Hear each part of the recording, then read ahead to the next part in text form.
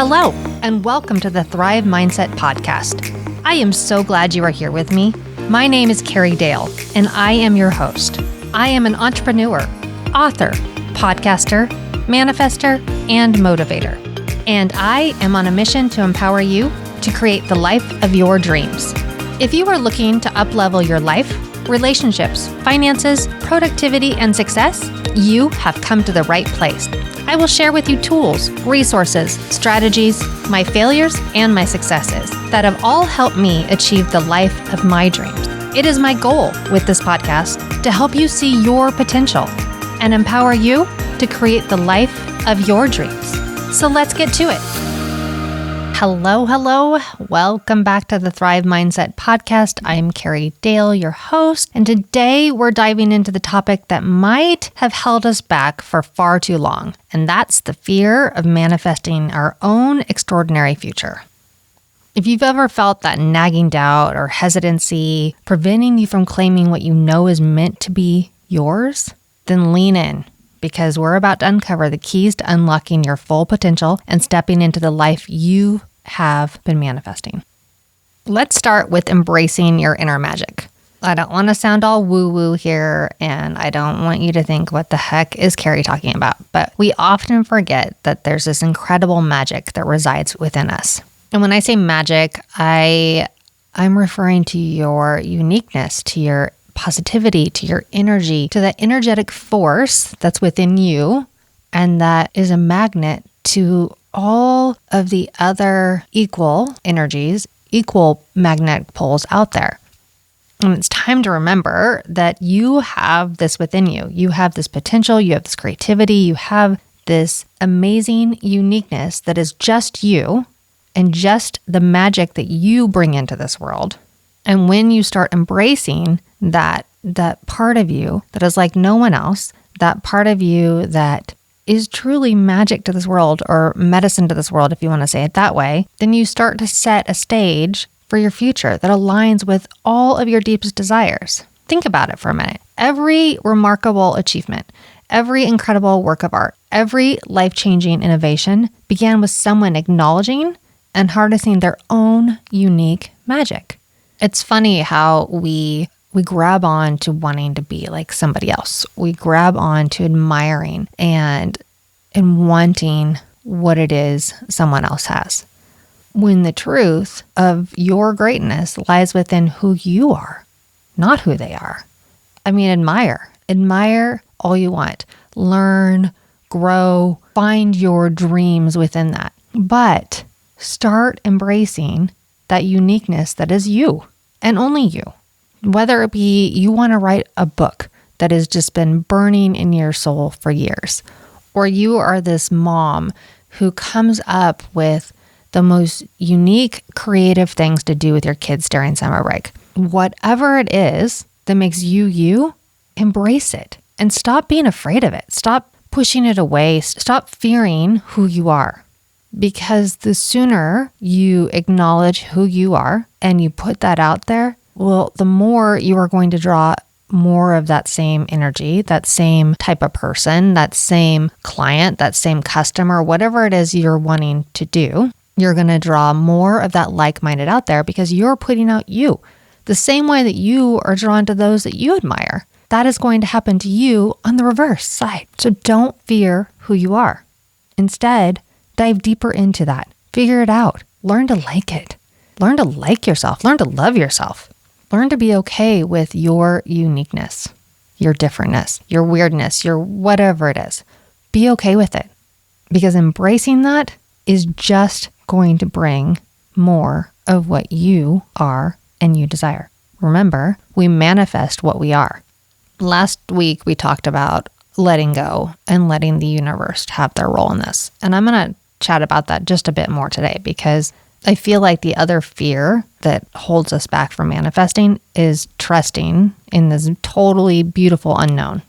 Letting go of that need to control every twist and turn of the future is like giving the universe a wink and saying, I trust you. You see, just like the wisdom that we admire in other people, and when we embrace admiring ourselves, when we release our grip on life and the plan and all that is happening around us, and we let this beautiful unknown unfold, we make space for something extraordinary to happen. Think about the moments in your life when things fell into place seamlessly. It felt like magic, right? It wasn't because you meticulously planned every detail. It was because you surrendered to the flow and trusted that everything would work out. And that's the essence of embracing the unknown. Start thinking about your life, your day, your week, your month as a trip. And I know that there's some of us that like to plan every moment of every vacation. And that can be fun.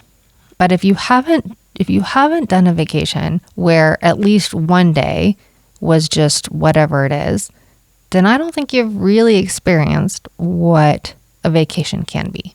Because when you plan it and you plan every detail, you often miss the opportunities that were right there in front of you that maybe you didn't even know existed. But if you have been on a vacation and you have just let the day unfold in a natural way, I'm sure you know what I'm talking about.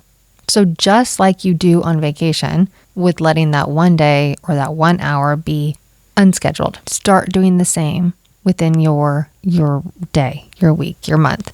And I don't mean not to plan moments, because we all have to plan moments. In fact, in order to move forward with our goals, we have to take action, right? So we have to plan for that. But allow there to be times when you weren't so planned and you weren't so rigid, or be flexible within your plans. And just trust that the unknown holds some magic and some beauty, and it holds something that you might just need. So another point we often talk about is breaking free from that self-doubt. Those chains that tie you up and hold you down because you're so afraid of what others are going to think of you.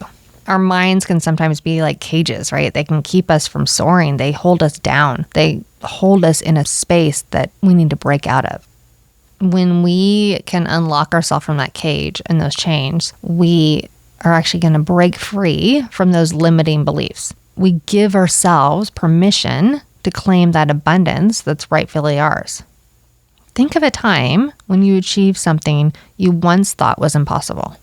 What was it about that instance that changed? What was it that let you go from no way that can happen to, yeah, I can do that. I just got to figure it out. I would bet that you recognize something in yourself that thought, why? Why am I telling myself no? Why am I saying I can't do this? Why am I putting these self-imposed limits on myself? Because if somebody else can do it, I can sure as heck do it. And even if nobody else has done it yet, why can't I do it? I think once you realize that your potential is far greater than your limitations, then that is the moment and the power of breaking free from self-doubt.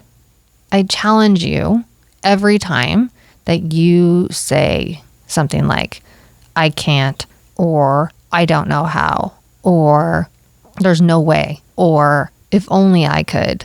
I challenge you to take that phrase and flip it to, I can.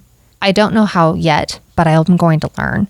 I don't know if I can do this, but I'm going to try. If they can do it, I can do it. Whatever it is, take that phrase that you said that was negative and reframe it and say it in a new, positive way that reminds you you can be free of that self-doubt. And it'll be interesting to see how your mind goes in a different direction, how it starts to find solutions to the problem rather than excuses to stay in the problem. It will be surprising to you how much closer you move towards that manifestation when you throw some positivity into it. Which then leads to my next point, which is continually putting out positivity and gratitude. So picture yourself as a beacon of light, radiating this positivity and gratitude out into the universe. It's kind of a pretty thought. Honestly, it's what those who uplift us do to encourage us. They put out this bright light. They're just happy and energized, and the energy flowing from them is magnetic. And that's what draws us to them. That's what makes us admire them. That's what we desire. So when you cultivate positivity and gratitude into your life and you change that mindset, you will see the shift from scarcity to abundance. And that right there will then attract the universe to respond in kind. The universe will then respond with abundance to you. Remember, the vibration you put out is the vibration you receive. What you are is what you manifest. Think about the last time you were in a positive state of mind. How did that impact your day? What were your intentions? What was your overall sense of well-being? I recently challenged my Thrive 35 group to practice gratitude every morning. And in that practice, like I've chatted before about my own personal gratitude practice, I challenged them to write down 10 things that they are grateful for from the day before. Because not only does that start their day out thinking about all the wonderful things that actually did happen in their life, even if their day was not the best, but it switches this switch in your head to make you more observant of the good in your life during the present day. You start looking for the positives. You start looking for the joy. You start looking for anything within a bad moment that you could have gratitude for. And it's amazing how when you do that you begin to radiate this positivity and gratitude. And it's amazing how your whole perspective can change. I think I've said this a few times over the past 4 or 5 years. Anytime I find myself getting irritated or frustrated or angry at something, I immediately try to say to myself, okay, well, what in this moment can I be grateful for? What positive thing can I see in this? And it's truly crazy how quickly or how much faster I can get over being upset, or how much faster I can shift my mindset and not be in that depressing, negative mood. And not to say that we're not going to have those moments, and not to say that those moments aren't going to drag on at times, but the more we practice gratitude and finding the positive in it, faster we can get through it, the better our day gets, the better that situation gets, the better our relationships are, the better life is. Because remember, when we radiate positivity and gratitude, we not only attract positive experiences, but we also elevate the energy around us, just becoming this magnet for all you want. And the last thing I think I wanted to say about fear in manifesting is just take those bold steps forward. We're not here to play small. We're here to live boldly and authentically. And those we aspire to be like, those people remind us that each step we take is a step towards life that we're dreaming of. So unless it's literally going to kill you, unless it's going to physically harm you, unless it is going to do something so detrimental that you can't come back from, take those steps with purpose and courage and intention. Move towards it. Step into your manifested reality.